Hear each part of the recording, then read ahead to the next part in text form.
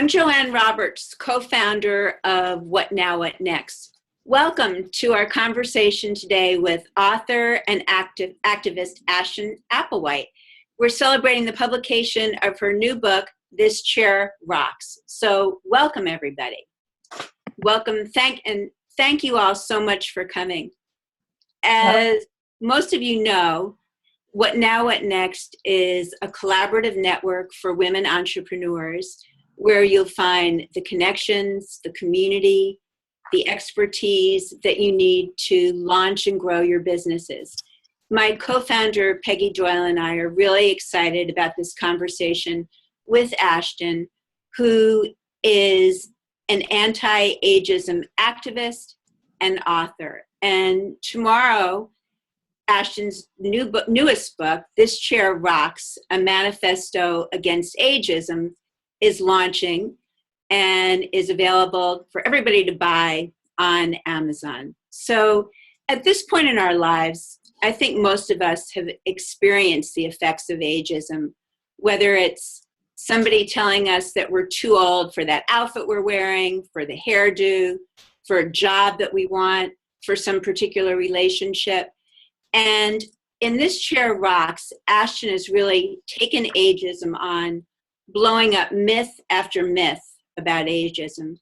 And she's leading an anti-ageism revolution, which we're really, really happy to support, because here at What Now, What Next, we know that women are constantly redefining, reinventing, and re-envisioning their lives. So, Ashton, how did you get started thinking about this whole idea about ageism and writing your book?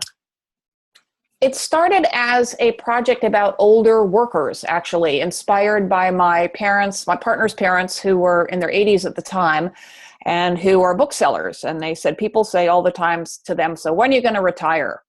So that's what I started thinking about. And I started interviewing all these older workers in their 80s and 90s who were amazing, and researching, because that's what I do. And everything I learned about late life was so much more nuanced and so much more positive than I thought. I mean, I don't know what percentage of Americans I thought ended up in nursing homes, but the percentage of Americans over 65 is 4%, down from 5%. It's dropping steadily, for example. And, you know, study after study, that people are happiest at the beginnings and the ends of their lives. And I could keep going. And I thought, why don't people know this stuff? And the answer, of course, is that we live in a society that drowns all that stuff out. And I realized that was the story. Although it took me many years of headbanging, and I was determined not to have to write another book, because writing a book is so wretched. But here we are, and I wrote a book, and I'm really glad I have, because I'm on a mission. And we're really glad you have too. I mean, Ashton, why do you think that so many of us are afraid of aging and are in total denial? I know that you said you've never lied about your age, but I'm going to guess that that's not true for the rest of us. Why is that? Why are we in this state of denial? I will confess that one reason I didn't lie about my age was because what people usually said was, "Oh, you look great." And for a long time, I would sort of, simper and say, "Why, thank you." And even though it didn't really feel like a compliment, but I hadn't started to think about why it didn't feel like a compliment. And it doesn't, because it really just calls attention to your age. And getting older is embarrassing until we quit being embarrassed about it. Mm-hmm. And, the reasons why we lie about our age, especially women, are obvious. There are messages all around us everywhere that say it's bad to be old, and that youth is the measure of vitality and success and beauty and attractiveness. So it's a very effective strategy. It's the same reason we color our hair to cover the gray. If we want to have visibility and power in society, those are effective ways to do that. But it's damaging to ourselves, because when we lie about our age, or say we're younger than we are, or omit it entirely, we are validating the notion that our older self is less valuable than our younger one. And, I know, I appreciate you being so honest, Joanne, about it being difficult for you, but do you really believe that the older you has less to offer? than the you when you were 20 or 30. No, I think the older me has a lot more to offer. In fact, I know the older me has a lot more. I think we all know that. And it's that sort of cognitive dissonance or sort of a crack that I want to jimmy open in my readers, because even people who don't think about ageism know that there's this disconnect between what it's like and how we feel and how we are perceived. And when we lie about our age, it's like it's a form of passing, like a person of color passing for white, or a gay person passing for straight. And it's a really sensible way to avoid discrimination. But it's damaging to ourselves, and even more importantly, it does nothing to address or remedy the underlying social problem. I mean, if someone says, I look great for my age, what I'm saying, what I should say, and, I do say now, is this is what 63 looks like. If I just accept the compliment, I am accepting it at the expense of all the other women who are my age who don't look so great. And that's not okay. The point is, there's a million ways to look at 63 or 16, and they're all legitimate. But Ashton, I would agree with that, but I wonder, one of the things that we found when we started What Now, What Next is that women who are over 40 are driving entrepreneurship because they've either aged out or opted out of their careers. And I read recently that bosses stop supporting their female employees, investing in their female employees about 10 years before they stop investing in men. So what's that all about? And how can we fight back at something as insidious as that? That was a big story in the New York Times. Yeah, it's shocking. And I wish it were, it's not even that insidious. I mean, look at the wage gap. It hasn't budged. I think it budged upwards a few cents an hour in 2000 and then has stayed the same for a decade. Mm-hmm. Older women do face unique struggles in the workplace, but how crazy is it to think that it starts at 40? And that's for men also. I mean, there was a big thing about ageism in Silicon Valley, and this quote from this guy who was going in to get Botox or worse because he was going in for a job interview at 40, and he said, I can't look like I have a wife and 2 kids. I mean, that's disgusting. So it is universal forces, but the reason women feel it worse is 2 things. It's what Susan Sontag called the double standard of aging, the idea that age enhances a man and degrades a woman, okay? And it is also because the reason that sexism and ageism and ableism and all the isms exist is to perpetuate the existing power structure, which works for the people in power who are A, men, B, white, C, well off, et cetera, et cetera. And if they can exploit their workers to work for less or to be pitted against each other, like stay-at-home moms versus mothers who work outside the house, we're all in this together, ladies, right?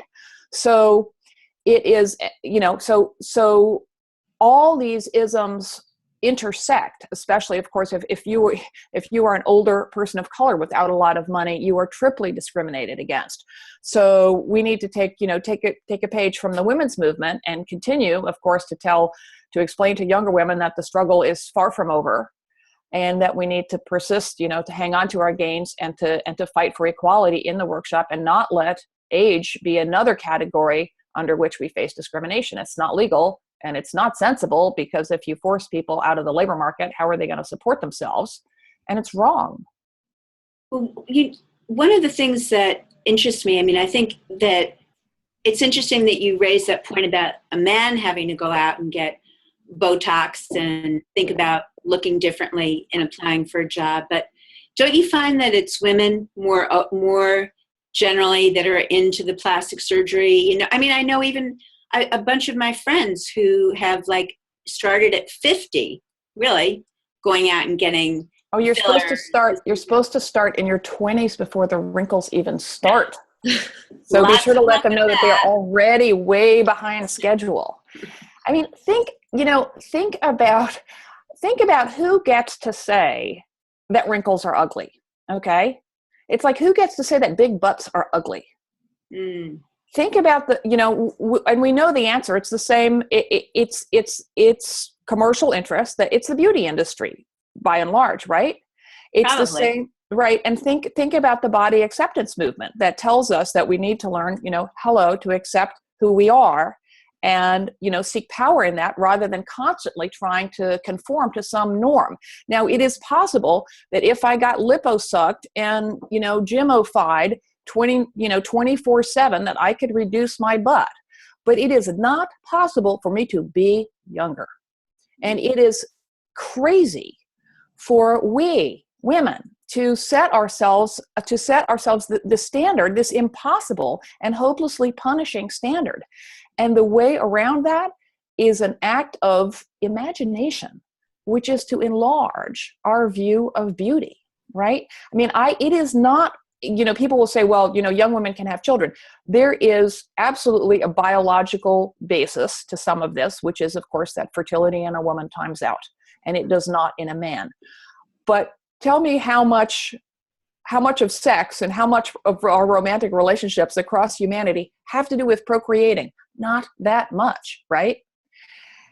And we need to, I know it's true. I think we all would agree reluctantly that the harshest critics of women's looks are our fellow women, right?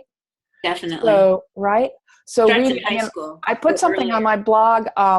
This woman, there's a show at the Cooper Hewitt Design Museum here in New York, and one woman, an Israeli artist, did wrinkle jewelry. And she cast the wrinkles in her face after she was, she just had her first child, but she made these little gold filigree things that fit in her crow's feet, and she has one for her cleavage and one here, and they sit on her face. And so think of, deeply transgressive, totally unnerving. You look at that and your first thought, even mine, is like, ooh, why would she want to draw attention to them? And then you think, well, why the hell not? Well, that's so interesting, Ashton, that I actually love that idea. I had an idea last year because I was finding it hard to hear in noisy restaurants. So I thought I would invent some earrings that were kind of like cup shaped and that's a good idea. And pushed your ears forward because it's a lot easier to hear that way. And it would kind of like take the onus away from that. So yeah, I get it. I'm going to go out and buy those gold wrinkle things. It sounds nutty, but that is the kind of radical act of reimagining our own beauty and our own physical and sexual and sensual presence in the world. The world isn't going to do it for us. We've got to do it ourselves.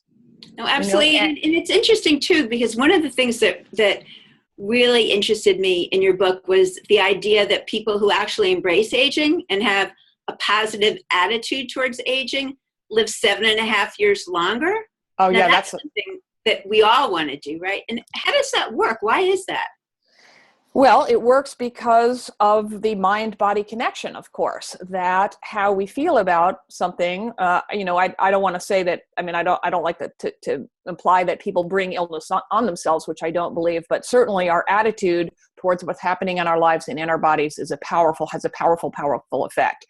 And we know that people who think less, there's a test that I love that a famous psychologist conducted where she took two groups of college kids, and one of them was primed, shown images too quickly for them to be, you recognize them subliminally, but not consciously, negative images of older people, and another received nothing.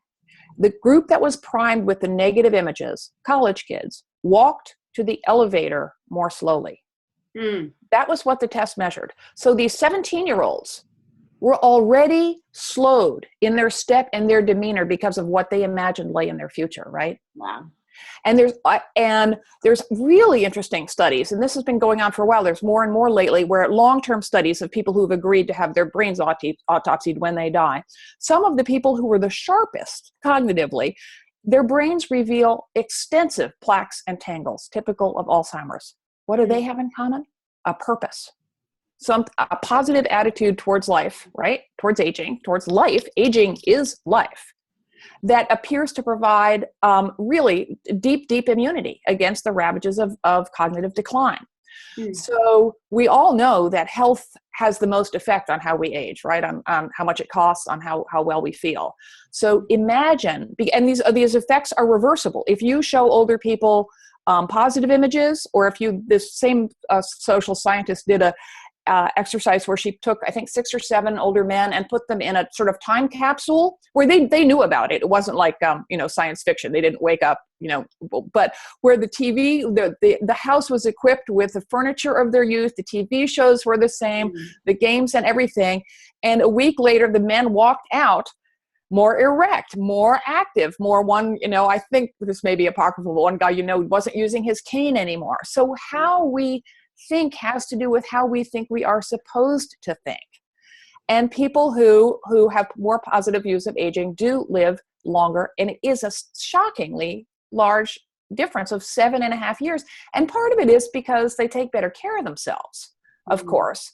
But it's also because they look forward to stuff and find ways to stay engaged and feel part of the world in a way that isn't constrained by the negative social view of aging.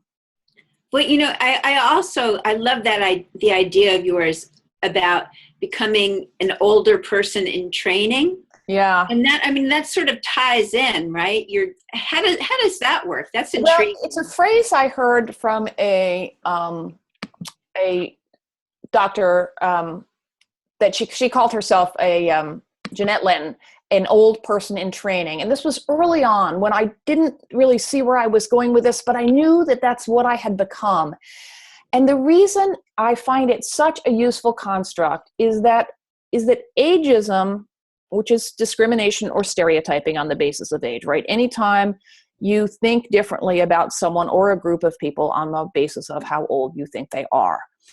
And ageism takes root in age denial, which goes back to not saying how old we are, not wanting to. Because we get sort of calcified into pretending that we're somehow not going to get old, right? That it can be held at some distance. And that process and all prejudice involves making the other group into other, us versus them, right? Other color, other nationality, other religious, whatever, other neighborhood, other sports team. In the case of ageism, that other is our own future older self. So again, we're caught up in this crazy rat race. Once we reach a certain point, like we're supposed to learn and live and grow and develop up until 50? And then screech, put on the brakes. All of a sudden, the insane goal becomes to have everything stay the same, which is nuts. And it's not attainable. And so I really like the idea of becoming an old person in training. It's almost just a mental trick to say, well, I'm not old yet, but someday I will be old. I will get there eventually. So I'm going to throw out sort of a grappling hook from my mind to that person whom I will someday become, and start to imagine what she might be like, where she might want to live, what's important to her. And it can be as simple as that. Ideally, of course, it's also a tactical challenge. You start planning for that life. You start trying to figure out how you're going to support yourself to the end. You start taking care of yourself physically so that you can remain as mobile as you can. You start, or continue to. Let's hope we don't start all these good habits at 50. But it is a way to bust up that us-them divide, because once you're over that, you acknowledge that of course you're going to get old, and it's such a relief.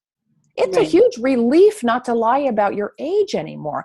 I did with Alice, who is a friend of one of the women on the conference course, on this call. We did a big consciousness raising session around age bias, and a woman in my group, and this was a group of complete strangers in an anonymous basement in New York City. She said her age aloud, I think it was 68, for the first time in her adult life. Mm-hmm. And I said, how'd it feel? And she said,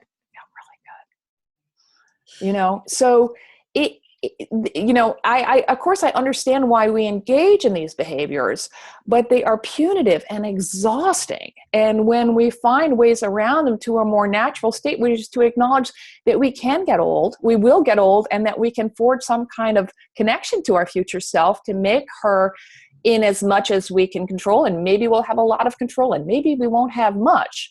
But that it's part of you. It's not the enemy. It's not an alien. It's not unknown.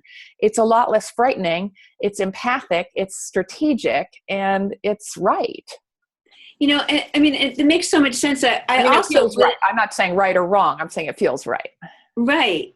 I also really love your idea, because I think the word senior, the word elder. Those are such depressing words, right? So Well, you have some ideas about the words are other not ways. depressing.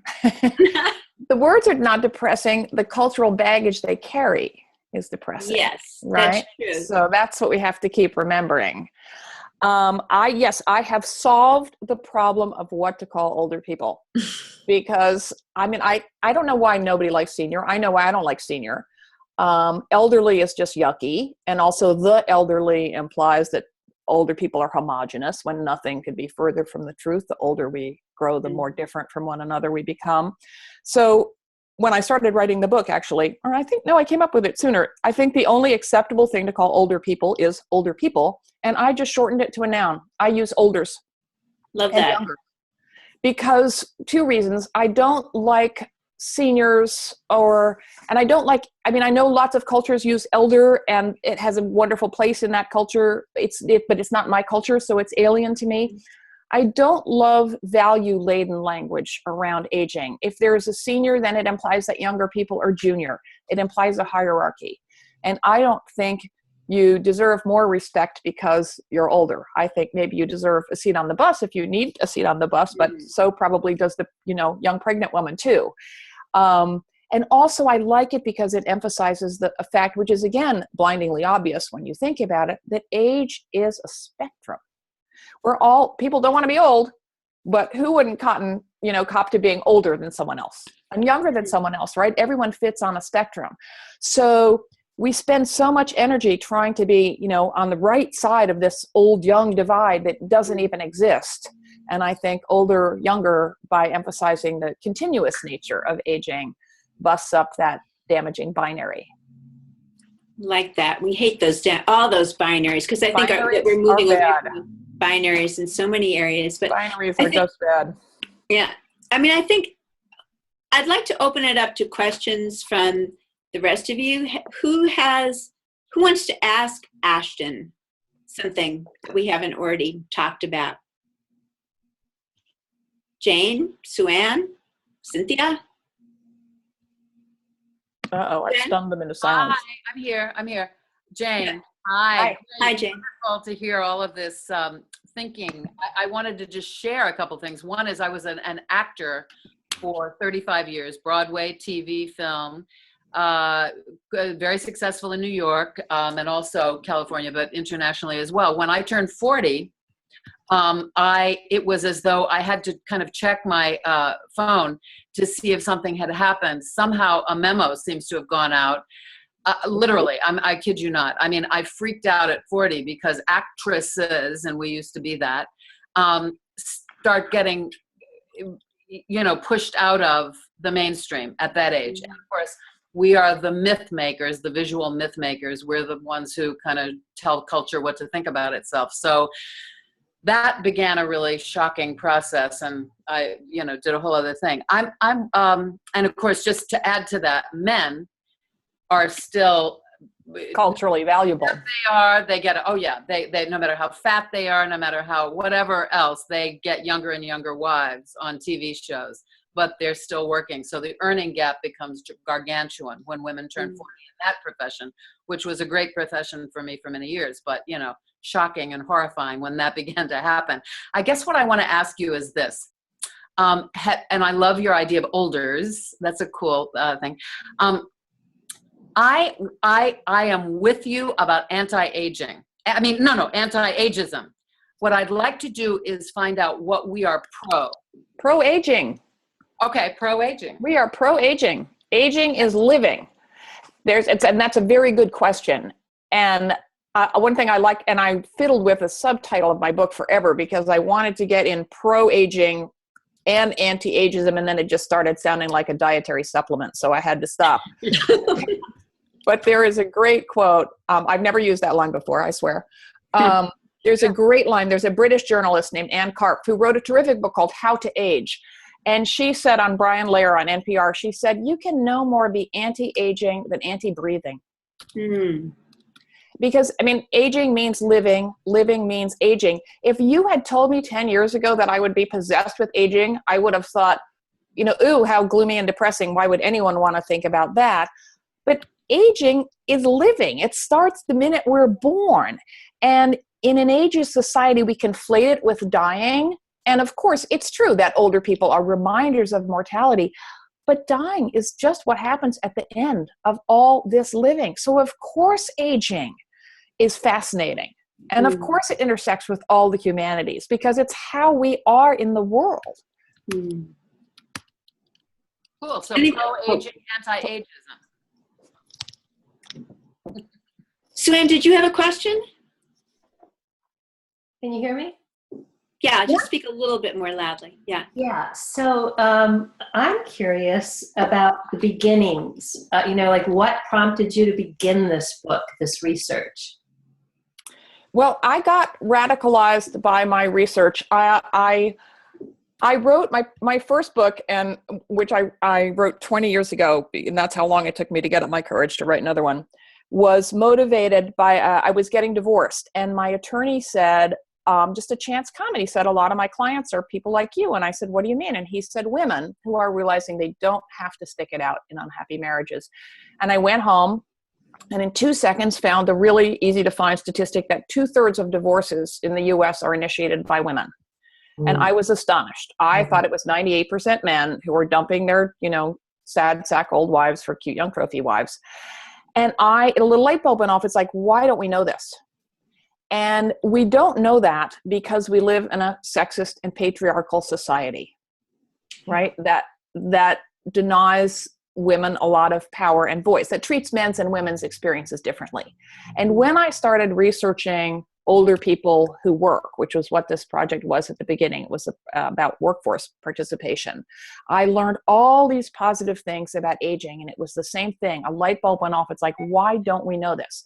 And the answer is that we live in a society, an ageist and capitalist society, capitalism arches over everything, that drowns out all but the negative because there are commercial and medical interests that profit hugely when they say aging is ugly, and aging is an illness, and aging is a problem, and aging needs to be fixed and cured.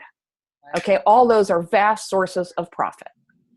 And the beauty industry, yeah. Thank you. Cynthia, did you have a question?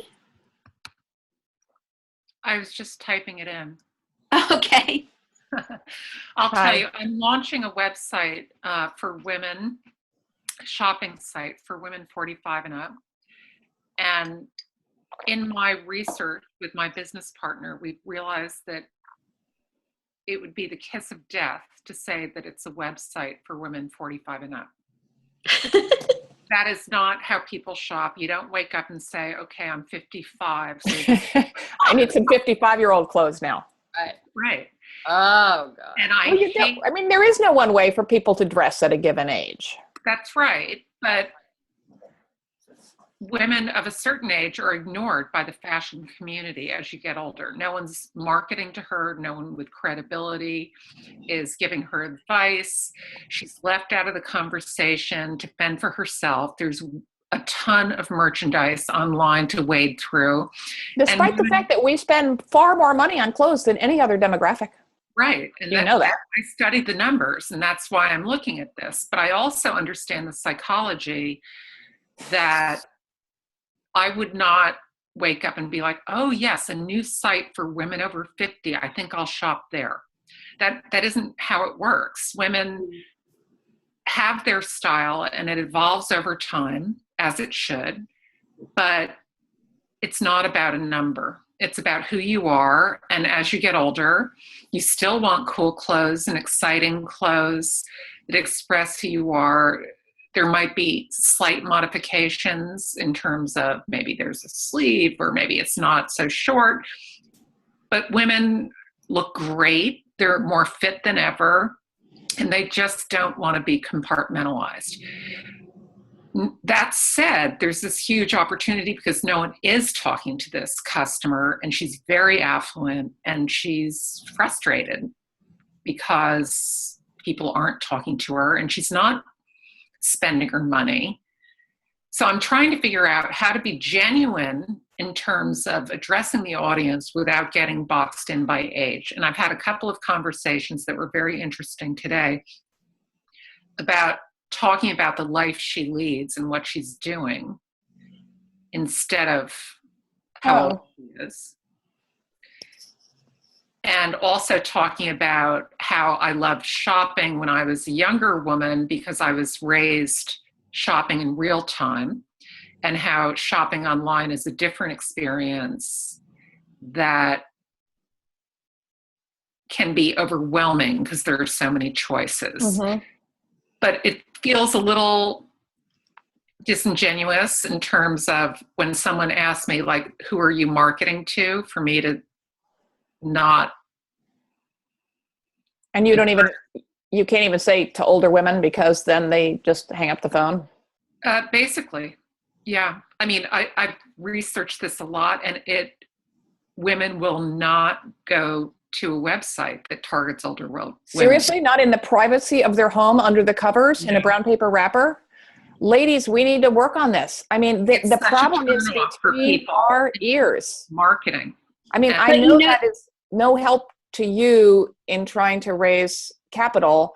And it does astonish me that ageism in this case, which usually makes people money, is a case where it trumps even the bottom line. I mean, that people don't want to market, for example, you were mentioning, I love the idea of your hearing aids, your Minnie Mouse hearing aids, but people are very reluctant to wear anything that might trumpet or signal, inability or functional limitations of any sort. And I can't, I mean, I'm not going to say anything you haven't already thought of, but it seems to me that money, the sheer, I mean, what I would like to see, and you will tell from the rest of the sentence that I'm not in marketing, is a frontal assault on the absurd idea that because we are older, we are worthless.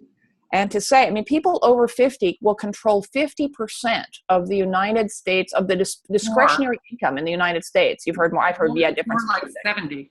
So, okay, ladies, we've got it. Bring it my way. Bring it to someone who actually respects you and doesn't discount the fact that you are over 50.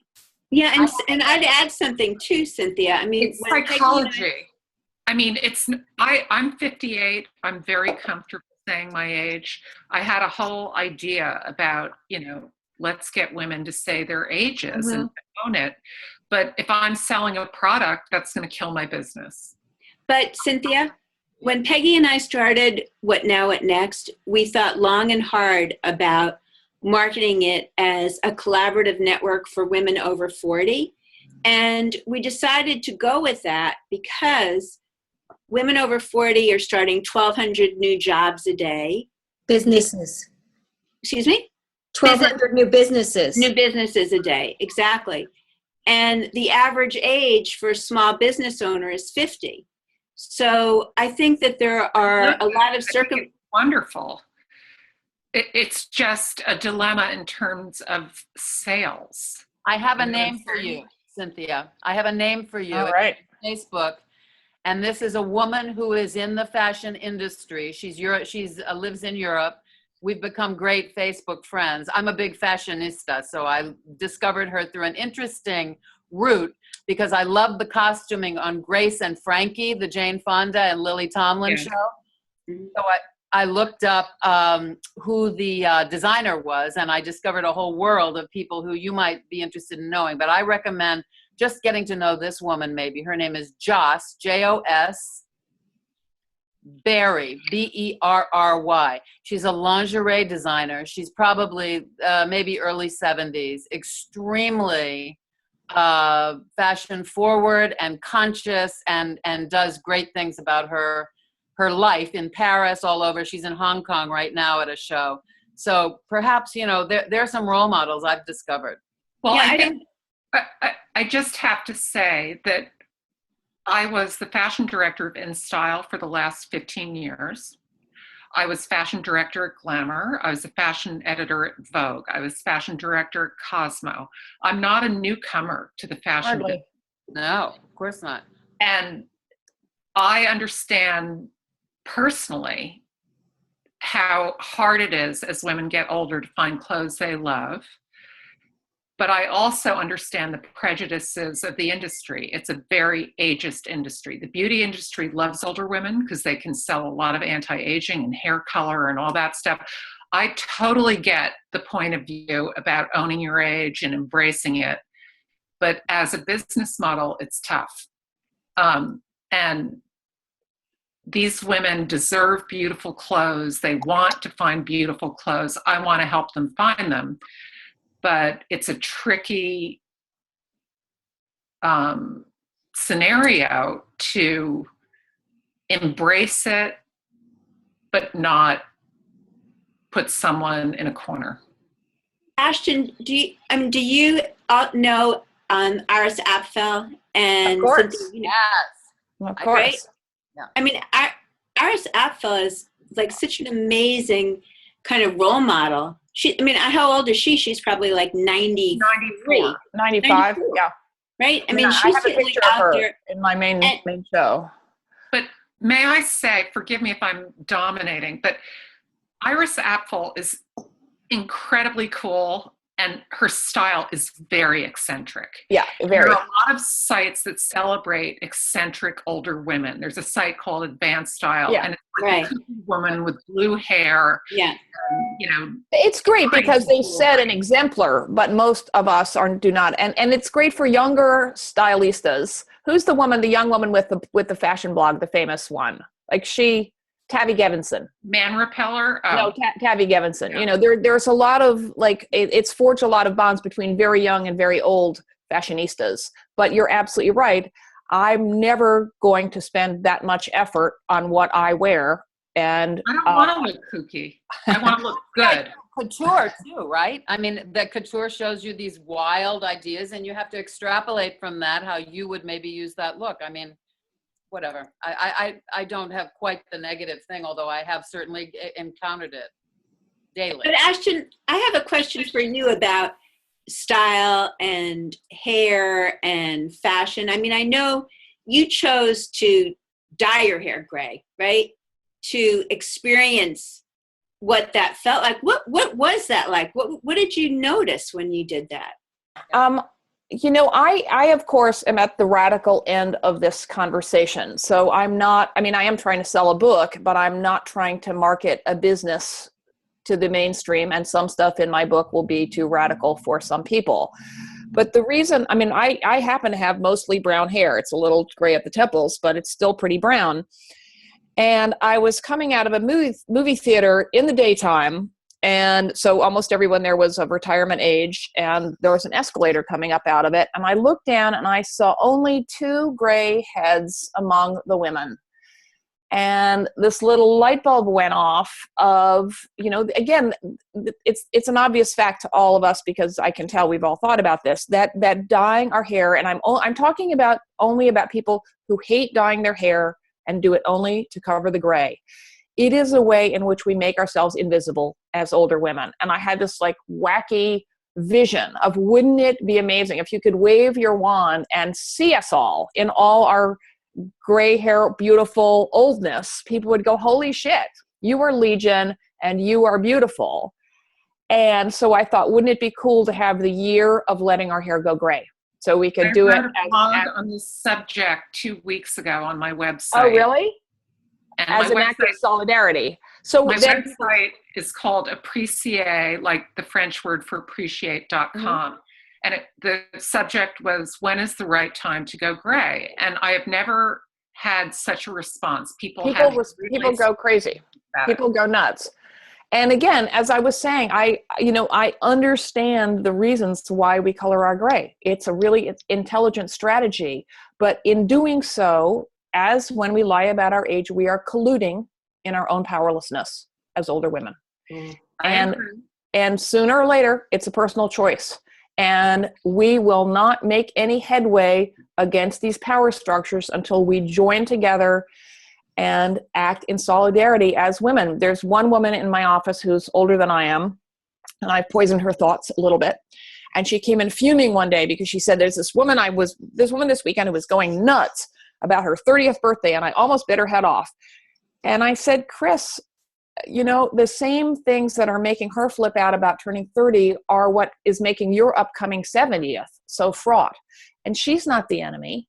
You know, the enemy are these social forces that say women lose half their, you know, their value as human beings the minute they have a wrinkle, and might as well, you know, go live in a cave when they turn 40. I mean, that's what we all need to join together to challenge. Yeah, I agree, Ashton. I mean, easy to say, but it's although, true. as I said, I still am not going to let my hair go gray. And, you know, and I think part of that is some people actually look great with gray hair, really. Like Ann Kramer, who wrote a book about going gray, and Eliza Sherman, who's one of the experts on, one of the members of our community at What Now What Next. She looks fabulous. I don't think I'm going there. I mean, but Do you know what you would look like? I could try a gray wig and see, but somehow I don't know. I could go out and, you know what? I think I'm going to go out and buy a gray wig and see what kind of response I get, just for the hell of it. Yeah. I didn't notice any difference, but I'm sort of, you know, a bull in a china shop that way. I really didn't. I haven't had my natural hair color for so many years that, I mean, it's nothing about aging. I love the idea of being platinum, and I also cut it very short, and that was an act of defiance. Not defiance, but I mean, I wanted it short, and everybody kept telling me to leave it longer. But you know, I barely recognize what my real color is. It was red for many years, and then blondish, and then I had highlights. So I don't know if it's, you know, a big statement. I haven't had my natural hair color since I was in my 20s. But for you, it's part of your look and your, you know, your personal theater, if you will. I'm really talking about the women who diet purely as a tyranny, who hate doing it, who diet to cover the gray, and who resent doing it. As opposed to as a makeup thing or whatever. Yeah. Who do it because they feel they have to, and they wish they didn't. Yeah. Got it. I mean, imagine how different the world would look if we could. I mean, imagine if just for a day we could all be the color we are. It would be like, we're everywhere. Why are we so afraid of this? Good point. No, it's interesting. Ashton, is there anything else that you want to cover, or any place else you want to go with this conversation that we haven't gone yet? Anything else you want to tell us about your Please order blog? my book on Amazon tomorrow so that I can get a spike on Amazon so I can get some media attention. I've already ordered it. It's a great Thank you. title. It's really good. I promise. The advanced word is out of this world. Yeah, well, I would say I read, Ashton was kind enough to give us an early copy of her book. And Ashton, I did read it from cover to cover. I absolutely Thank you. did. And I loved it. I think you're absolutely onto something. It's, you know, we really have to change our attitudes about aging. And women suffer the most, so it's up to us to make, you know, it's in our best interest. It's the hardest for us to change things, but we have by far the most to gain. Yeah, I mean, and particularly that extra 7.5 years that you mentioned. Right? Well, boys get that too. That's okay. I mean, that's only We'll fair, share. isn't it? We'll share. But a stylish, upbeat extra 7 years. Indeed. As And don't forget the shoes. I'm more worried about the shoes than the clothes. Are you What going to about the shoes on your shoes? site? Why? Because my feet are starting to give me trouble, and because I love shoes, and I don't want to The be. good news is that lower heels have been in style for quite a while, and like sturdy heels and sporty shoes. So the trends are in your favor at this moment. 10 years ago, I was teetering around on 4-inch heels. Thank God those days are gone. Wow. I don't know if any of you saw the piece that Joyce Wadler wrote yesterday. It was in the New York Times. Yes, I did. But she was talking about having a custom-made pair of 3-inch heels, orthopedic 3-inch heels. That sounded like a really good idea to me, even though I do wear sneakers most of the time. Expensive, Stylish though. sneakers. Expensive, but when I was in the theater, we had shoes made for dancing, and they're fantastic. It's a whole other experience. Oh, I bet. Those with the little heel. Yeah. Yeah, well, even not with a little heel, you know, more fashionable things. But if they mold your foot, it's wild. Yeah, I think Eileen Fisher has some good looking things too that are lower. So anyway, interesting. bit of a plug. Well, I think we're gonna. Nice meeting you, ladies. You Excuse me, too. I Good know, luck. Ashton, you have some place you have to go tonight. No, And I switch things around, so I don't have to. I didn't even Okay. go see my grandchild today. It was just one of those crazy days. ah, So I'm all yours if you want. okay. Well, does anybody else have a final question or two for Ashton? No, but I think it's awesome that, we're all arriving at the same place and understanding women are living longer and Yeah. we support each other and we look great and they can't I mean, here's assume we're done. something that that I realized when I have a consciousness raising guide. It's called Who Me Ageist that you can download on my website because what starts any political movement, any change in the world is, of course, individual awareness. And age bias is so pervasive and so unexamined. We are all ageist. I catch myself saying and thinking ageist stuff all the time. And of course, consciousness raising was the tool that catalyzed the women's movement, because when women got together and started comparing notes, they realized that the problems they were having, or the negative feelings they were having, weren't just because their boobs weren't big enough, or their souffle wasn't perky enough, or they didn't have a big enough washing machine, but that they were widely shared political problems, not just personal problems that required a collective political solution. Right. And it is the same with aging. And I know that women are my audiences are almost always 3/4 women. What I'm going to write next is a talk about the intersection between sexism and ageism, because women are so powerful and so fantastic, and we need to join up as we did in the struggle against sexism and push back against ageism. I agree. Yeah, I mean, Agreed. agreed. And I'd also add, since some of you are new to What Now, What Next, and you came to meet Ashton, which is wonderful. And I hope that you'll all join our community at What Now, What Next too, and create profile page for yourself, because really that's what we're all about, is women supporting women and creating a community where we can give advice and get advice and share ideas. And I think that really is what makes us all stronger, is women coming together to support each other. And I really want to thank all of you so much for coming today. And thank you, Ashton. Thank you for writing the pleasure. book. Yeah. Thank Nice you, to meet all of Ashley. you. Thank Thank you so for much. hosting it. And I want to add to what Joanne said. It's been fascinating to hear everybody's story here. And it's really been great, Ashton, for you to share so generously your time too. You're Thank welcome. you so much. Thank you. Bye-bye. Thank Bye-bye. you all. Bye-bye. Bye. Thank you. Bye.